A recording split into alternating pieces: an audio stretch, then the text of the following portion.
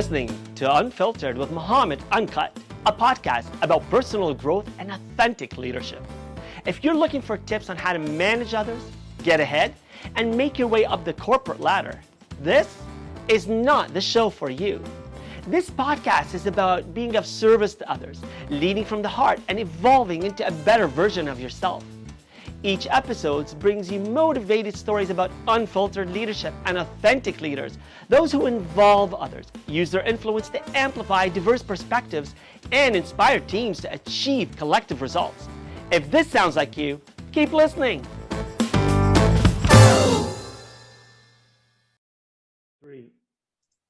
Welcome to the Unfiltered Podcast. I've got an unfiltered guest with me today, Garry Turner. Good morning, and thank you for being my unfiltered guest.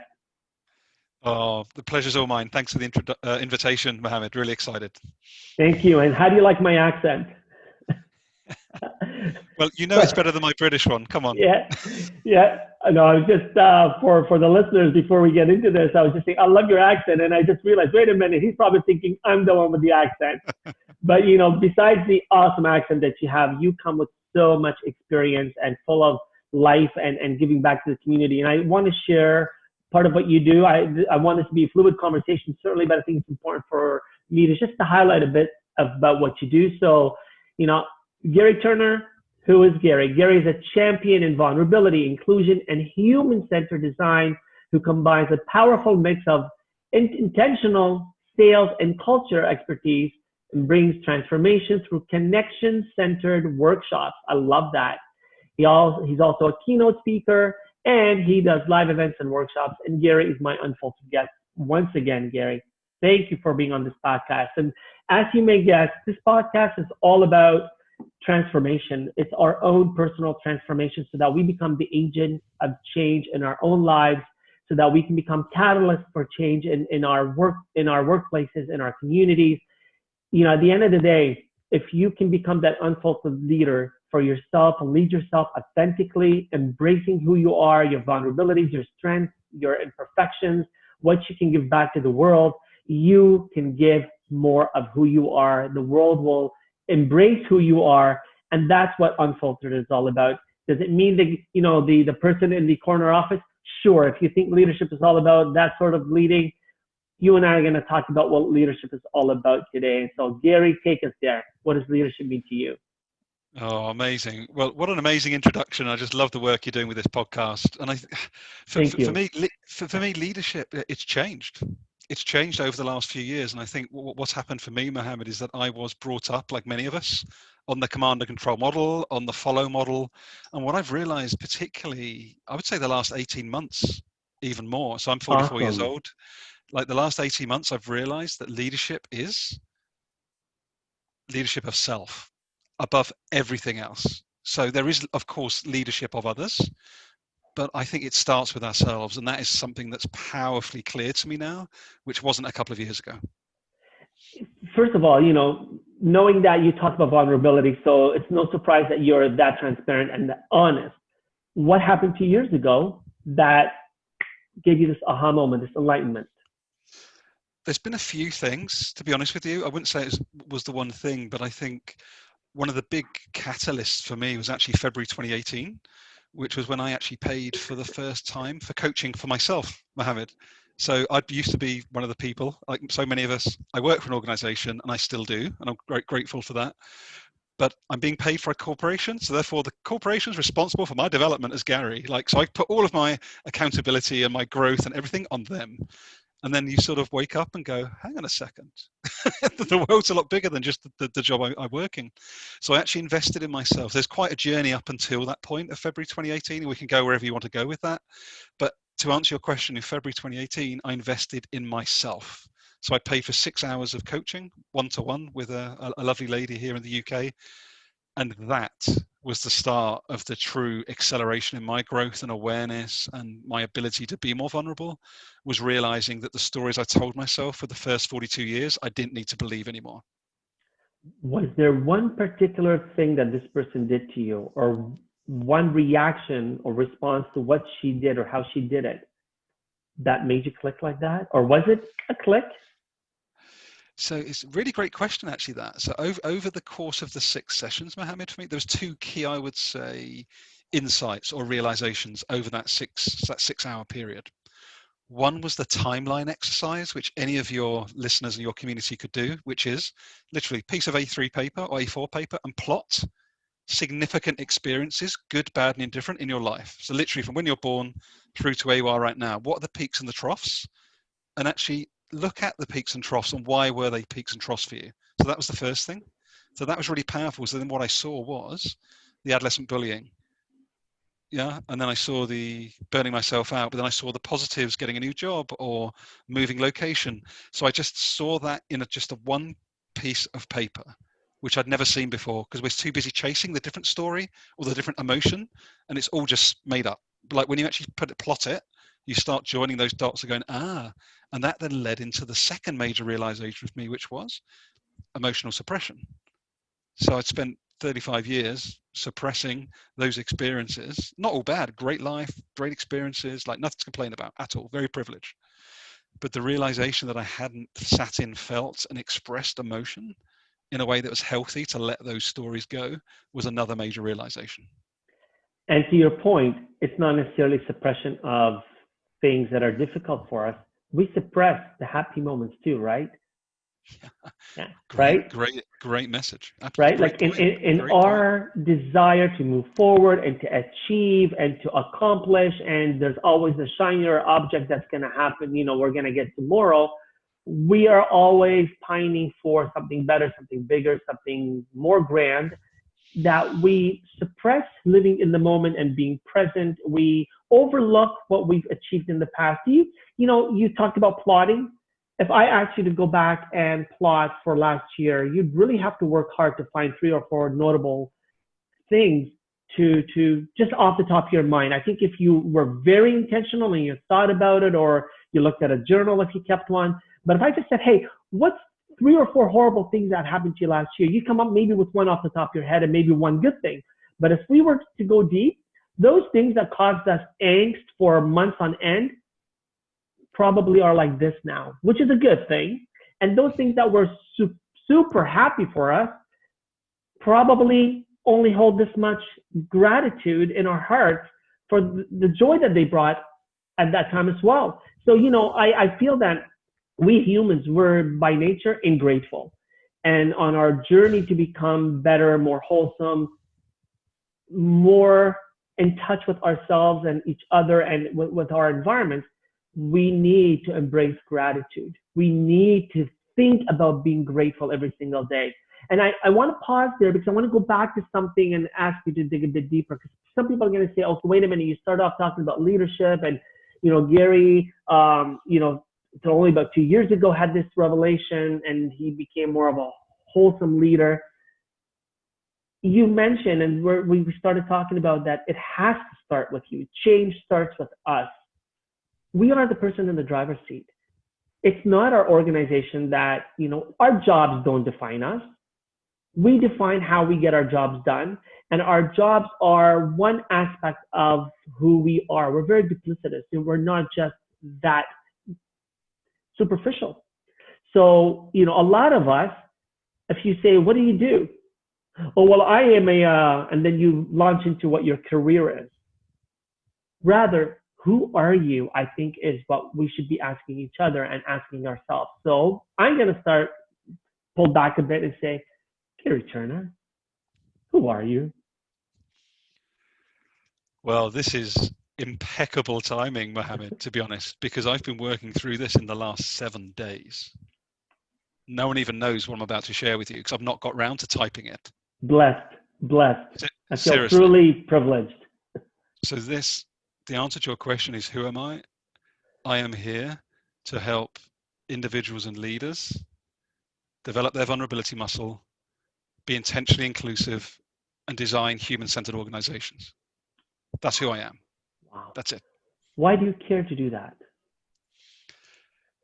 I care to do it, and I've got the clarity, as I say, in the last 7 days, literally. A lot of stuff's led up to that. But what I've realized in particular, and this week, funny enough, in the UK, Mohammed, is National Inclusion Week. And what I've not always been clear on is the interplay, the very, very intimate link between inclusion and vulnerability. So for us to be inclusive of others, we've got to let our guard down. We've got to not be perfect. Yeah. We've got to speak to someone that looks or sounds different to us, and we don't know all the answers with them. And my goodness, how much do we need that right now in the world? So I actually believe that not only are vulnerability and inclusion helpful, they are critical to us actually living the best possible life for ourselves, for our families, for our communities. And that vulnerability for me is what I call a gateway behavior. We don't like, we're terrified of it. It sounds scary. It means running into danger, but the goodness on the other side of it is huge. And that's why I'm focusing the rest of my life's work on vulnerability, inclusion, human-centered design, because it is what's going to save the world. Well, Garry, you're a person who would consider yourself white. You probably don't come more white than white English living in just outside of London, okay? And I say that with full respect. Absolutely. For who you are. We all have to celebrate who we are and our differences and find commonality so that we can commune and come together.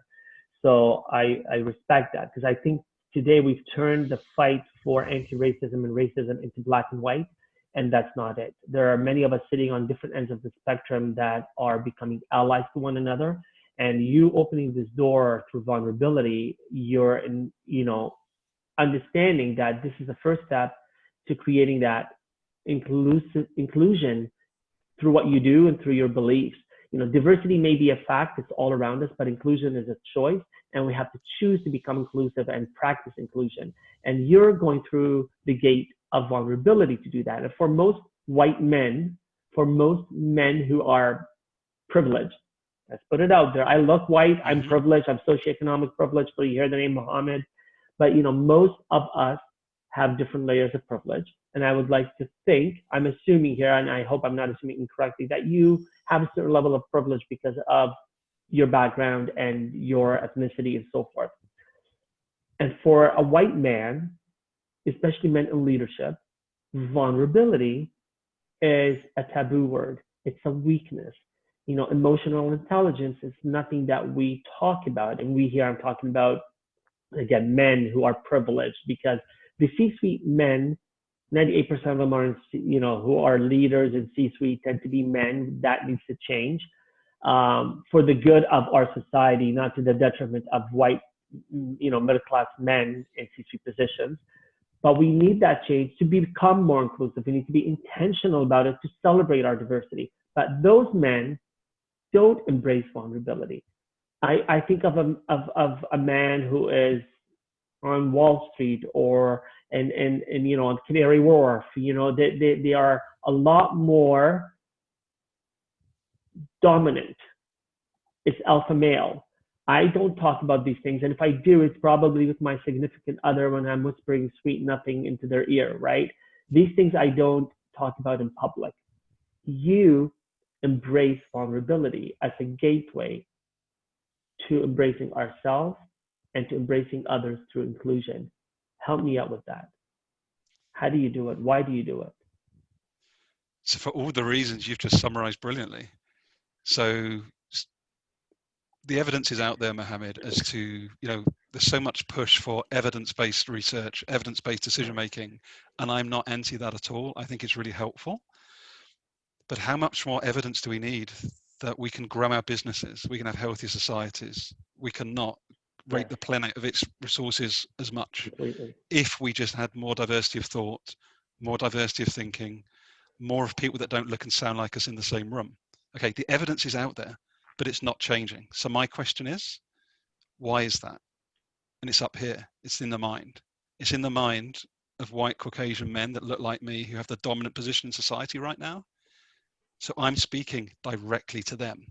Please let me walk with you and help build your vulnerability muscles so that you can live a better life with your family and community, whilst opening up like a flower your organization to allow everybody to thrive. Because if you believe that your power comes from your status and your title and your money, that is the problem. Like there's no judgment in that at all. It's just there's so much goodness on the other side of being vulnerable. and more goodness. And, Yeah, exponential. right? So I don't, to your point, thank you for calling it out. We're not judging. I'm not necessarily saying that that person who is in that privileged position is a, an unkind person or malicious individual. To the contrary, I mean, there are some, but they're from all walks of life as well. But what I'm saying is you're not living. And to your point, you were 44. No, you're 42 when you had your awakening. So, excuse me, that hope and the message that you shared, we're never too old. And 42 is very young. I'm 52, by the way. But 42, people think, oh, when you're in your 20s and you think 40, yeah, my grandma is 40, right? Or my grandpa is 80, right? And I think we're rewriting that definition of age as a mental state and, physical reality, but it's really in the mind and how you perceive yourself, your perspective. But the message is you are never too old and it is never too late. And again, you are practicing what you are, you're living what you're practicing and what you're sharing with others and drawing them towards, because you say, as a white man at 42, I embrace my own vulnerability and I'm okay with that. And I can say that I had this pivot in my life to do things differently, to do things better. And you want to help others to do that. And what are we missing when we don't open that gate of vulnerability? I mean, Brene Brown talks about it wonderfully in Dare to Lead and other work that she does, but it's taking off that armor. How difficult it is to walk around with that armor. A friend of mine, Najwa Zabian, I quote her a few times because she's well known for this quote, which is, the mountains that you carry, you're only supposed to climb. And I think about that, how powerful it is that we are consistently and constantly carrying these heavy loads upon our shoulders that weigh us down, whether they're our internal thoughts or the words that we tell to ourselves or the emotions that we nurture and allow to defeat us, that we pick up on from our responses and reactions to others and to other things, to external stimuli. So it's by ingesting all that's around us, we carry these boulders till they become mountains. And all of a sudden, we can't stand high on the summit and look to what we have beneath us and know that we are in control of that change. So what sort of success rate, and I know this is relatively new and you're in the process of doing it, but I would say that even the change in yourself, what success have you seen? And by success here, I mean, what gratification have you felt either from this change to yourself or to one that you've already been talking to people about, people that you work with? I've got a really simple metric for those people that are looking for a metric. How's 100% sound as a success rate? Oh, pretty good. What I mean by that, and let me give some context to that, Mohammed. There has not been one single human being in the last 2.5 years, when I've showed just a little bit more of my story, my background, why I'm doing what I'm doing, every other person I've spoke to has just opened up like a flower. Their hearts open up, right? Yeah. Just, and I'm talking people that I don't even know, suddenly just start talking about struggling with the kids, or there's this promotion they're worried about not getting, or they don't feel safe to speak up at work. Like, I don't even know these people on the first conversation, but energetically, and it's not a trick. It's just people feel being you. It's just being human, just literally being human. But the point is, that's why I call it a gateway. And it's also a dial. I think it's really important for your listeners to understand this. Like, vulnerability isn't an all or nothing thing. You don't have to be like, oh, all my armor off and like, here's me transparent, shoot me. That's not the point. The point is, it's realizing what you feel comfortable sharing and stuff that you know could be more valuable to you, your family, your community, your workplace. Like, just practice showing a bit more of the true you. I'm completely transparent because I'm okay with it. But if you're not comfortable with it, just dial it up. Like, just show a bit more. And what can that look like? It can be saying, help me. That's the ultimate act of vulnerability. Help me. It doesn't need to be your life story or you've gone through cancer or whatever. It can literally be, help, I'm struggling. That's vulnerability. And the image of dialing it up or down puts us in control.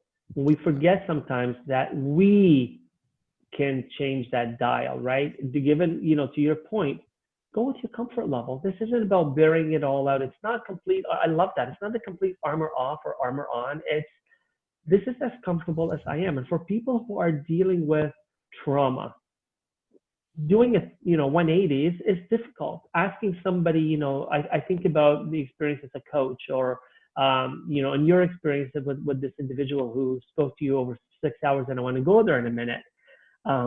It doesn't have to be all or nothing. Where you're not asking somebody to turn it on or off, hot or cold. Go through the process. Push yourself out of your comfort. And I think we often say we start in our comfort zone. I think we start in our fear zone, because fear is where ignorance starts. And ignorance here, either just not knowing or being ignorant, which can lead to hate and violence. So that's, I think, when we say, I think we have it wrong. I'm going to dare to say that we've had it wrong, myself included. We've always said that we start in our comfort zone, we push out of fear into our fear and into our growth. And I think we all start from fear. We're brought into this world with a bit of fear, the bit of darkness and the unknown. And as we come through, through the womb of life and into being and existence, we come into the clarity of learning. And through learning, we get to know things better. We out of fear, we learn to crawl, and then to get up and walk and fall and ride a bike and fall. And that, I think, is fear. We approach action through fear, and only when we command it well, it becomes comfortable for us. But to push ourselves to ride the bike without the training wheels or hands off means that now we are growing. So I think we go from fear to comfort and then growth. And so understanding that it's okay to have a bit of fear, you get to dial it up to something more comfortable, to take you a bit out of that fear gradually, to allow you to grow. That's okay. You get to be in control. You get to say, I'm here to help you, or I need you to help me. But I want to go back to what you shared. 6 hours is not a long time. And this person was not the bionic woman. She was not Einstein. And her approach, some of the exercises that you shared were not exceptionally life-changing, but they were allowing you to become more aware. And so I want to say to people, there's hope for each one of us, that you can dedicate a fraction of your day, a third of your day, 6 hours. That's a quarter, actually. I'm so horrible in math. So a quarter of your day over a period of maybe 6 weeks, an hour a week, dedicated to learning and growing and to seeing yourself in a new reality. That's what you did. That's so transformational. You got to this unfiltered you, and unfiltered doesn't mean that we're there. It means that it's a starting point to know where we're going with a little more clarity. What clarity can you share with us that you personally experienced? What was one thing that awoke, caused you to become more awakened? There's so many different things at different points, Mohammed, to point at it, but I think that emotional suppression point was a big one for me from that particular 6 hours of coaching. And I think I want to build on what you've said as well. If I can just go back, actually, so I want to go to two places, if I may. One is, I agree with you about actually fear coming before comfort, but I would even go back and say before fear comes love. So when we come into the world, before we come into the world, we're loved and we're connected and we belong. Wow. We learn how to be afraid. We're taught how to be afraid. Right. So what you and I speaking about right now is actually the point of being vulnerable, is to get back to loving ourselves. So we start, you're right, we start with that communion of love. We come into fear. We learn to be comfort, and sometimes to our detriment. Comfort means we take things for granted, and then we get to grow through vulnerability, come back to our love. I'm going to build on that. You'll hear me talk about that in future posts. Thank you. No, but I agree. Like I say, I agree with it, but I really want to build on that because I think it's really important, because when we realized that innately, so I actually wrote an article for our friends at a Biz Catalyst 360 previously called Inclusion is Innate, Exclusion is a Choice. It's the same thing.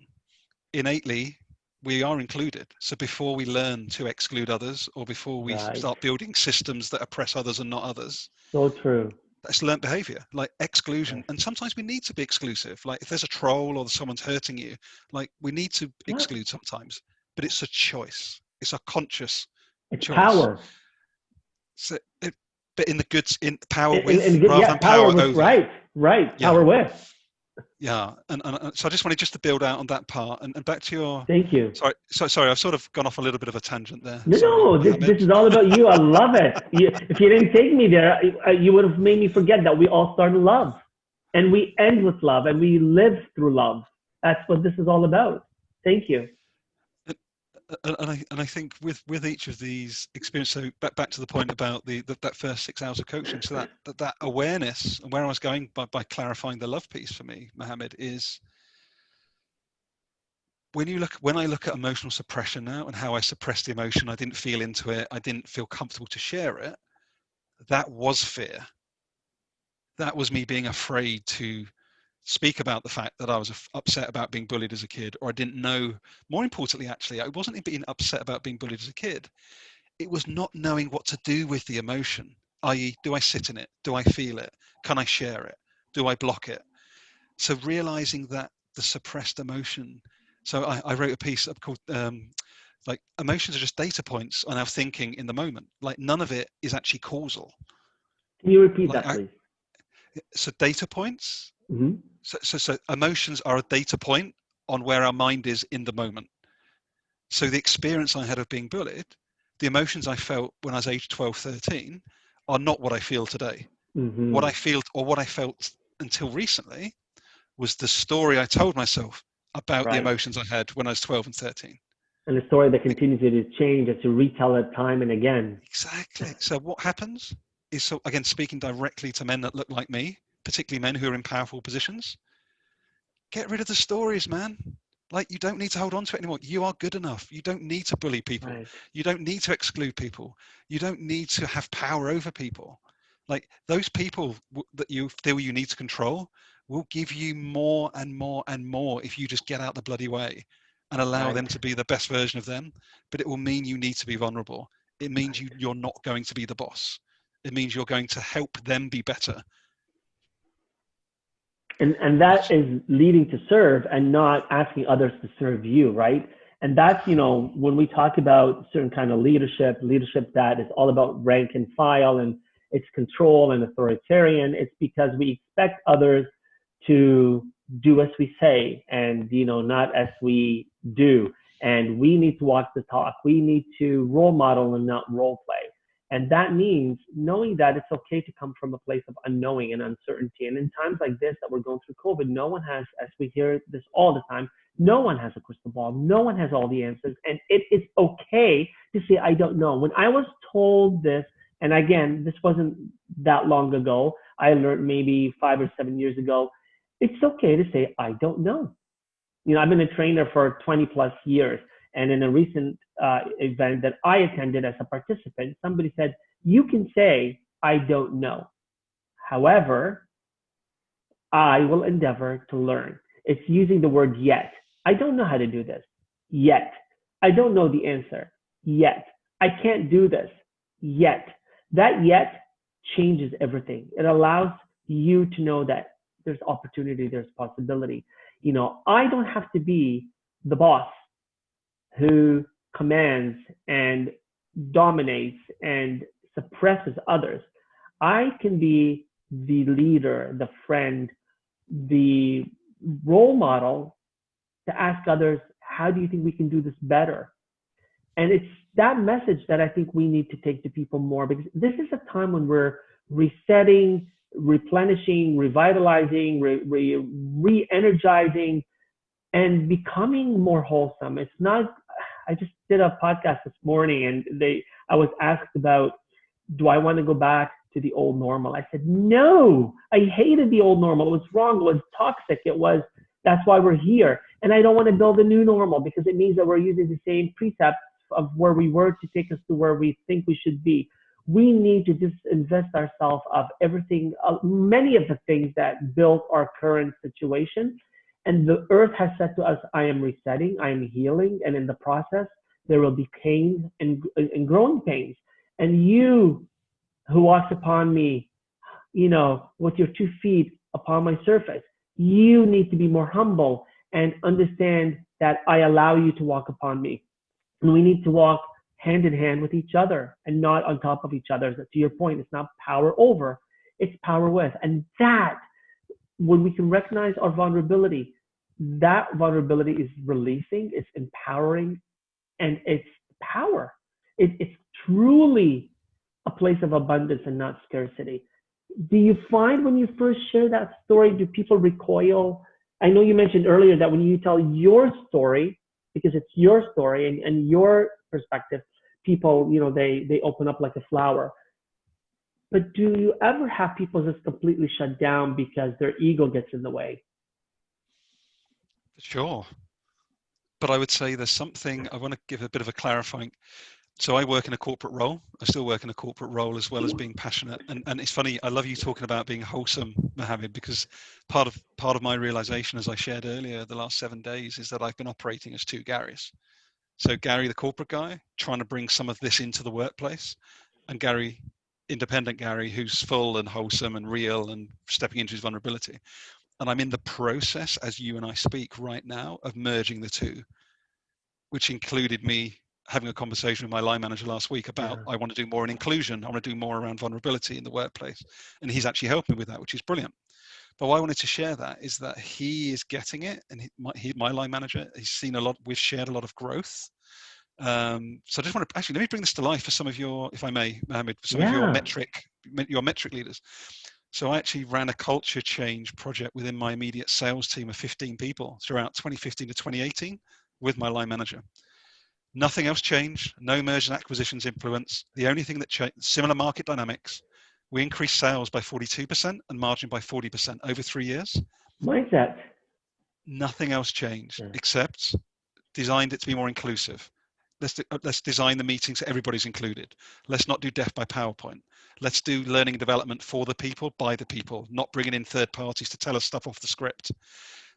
I just wanted to share that because someone could be listening to us that's like, hey, okay, Mohammed, Garry, I get it, but like, I'm struggling to be vulnerable because I need some sort of evidence.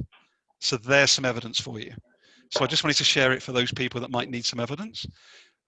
But back to your question, there are people that are afraid, but it's people that are just not used to the experience of practicing vulnerability. And I love how you spoke about the pandemic pause that we're all experiencing right now. There is no better time because nobody does know what's coming next. Now is a brilliant time to practice vulnerability. Get out there with your wife, your spouse, your kids, your community groups, your organization. Go and start practicing saying, I don't know what to do next. Practice that muscle because now's the time to do it. How do you take those people out of their fear to embrace that change? The resistance. How do we let them know it's okay? And fear is okay. Fear is okay. But how do you let them know? Because they're not going to grow if they can't release part of that fear. It has to be through experimentation. Like you did with your team. Exactly. Like right. It's all about experiments. It's practice, right. experiment, practice, right. experiment, practice. And this is what we've forgotten about because we're all looking for the magic bullet. Like, okay, if I can take a vulnerability pill, will I get 10 million on the end of it in 3 years' time? Like, no. Yeah.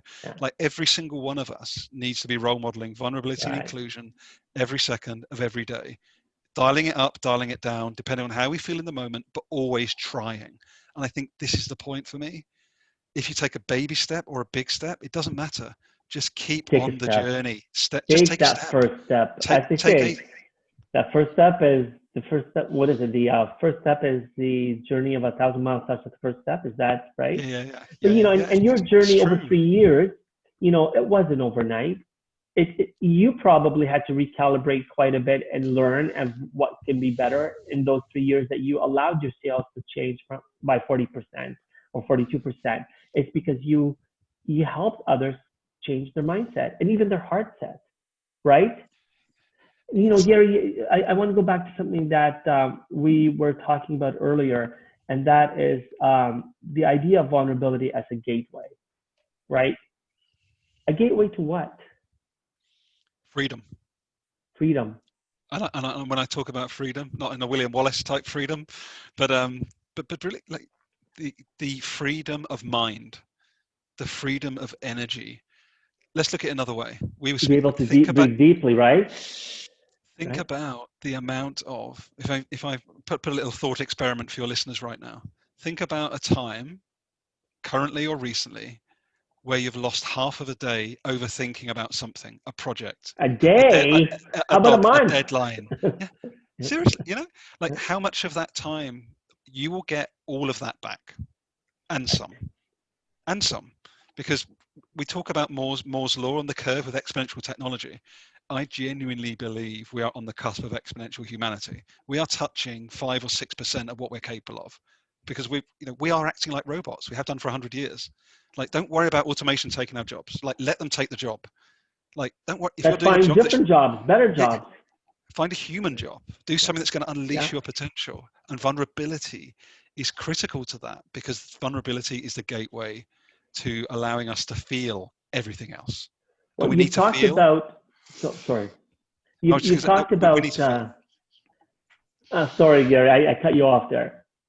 No, Yeah. not at all, not at all. Yeah. When you thought, when you mentioned that human centered, because we've talked about your vulnerability and your inclusion, but I want to learn more. I really, I was captured by how you described it. When I started typing your intro as I was teaching myself who you are, I wrote heart centered. I said, no, that's a typo. It's human centered. Take me there. Take me what you mean by human centered design. So for me, human-centered design is connecting head and heart in the most effective way. So what's really important for people to understand, I am not anti-head. Like, we need the head. It's, we need that Right. logical. We need to be able to deliver. We need to be able to operationalize.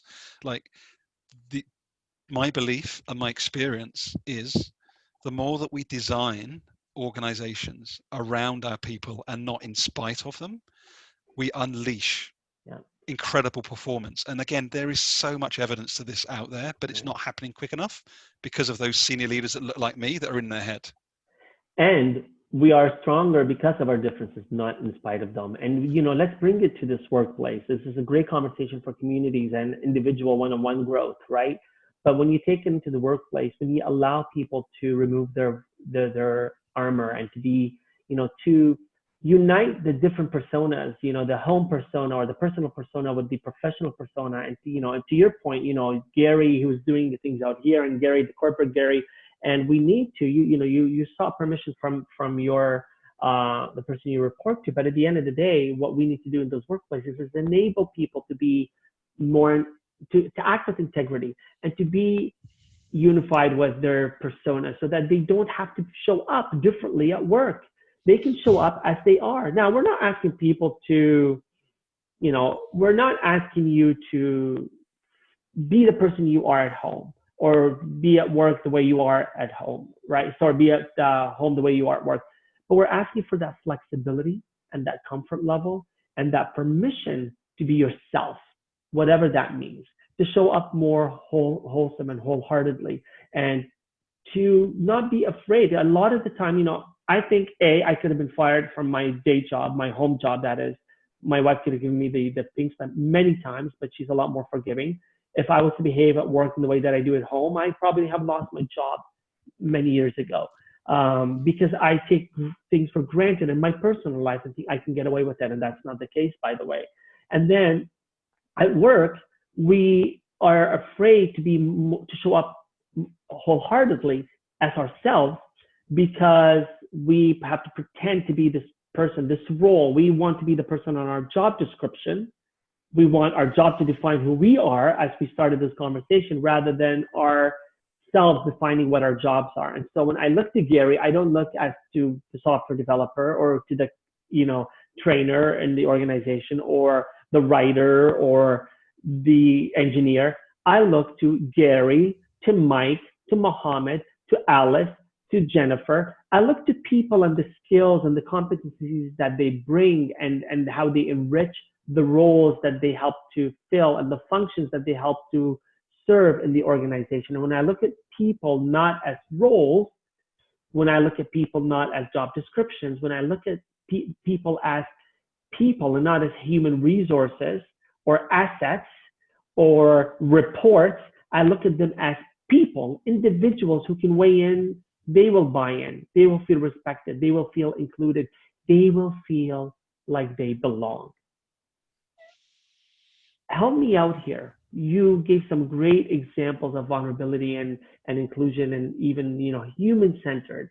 And for us to accept that this is okay. It's such that self-awareness, and it's okay to know that things can be different. We can embrace if automation happens, because we'll come up with better uses for the human interactions in our workplaces. I have something called the Unfiltered Thought of the Week, where I ask the guest, what advice or what personal growth have you experienced that you can share that will allow others to become more vulnerable or more inclusive, or to approach things with a human-centered approach? What can you share with them and tell them to do that better? So my number one invitation to your listeners is community.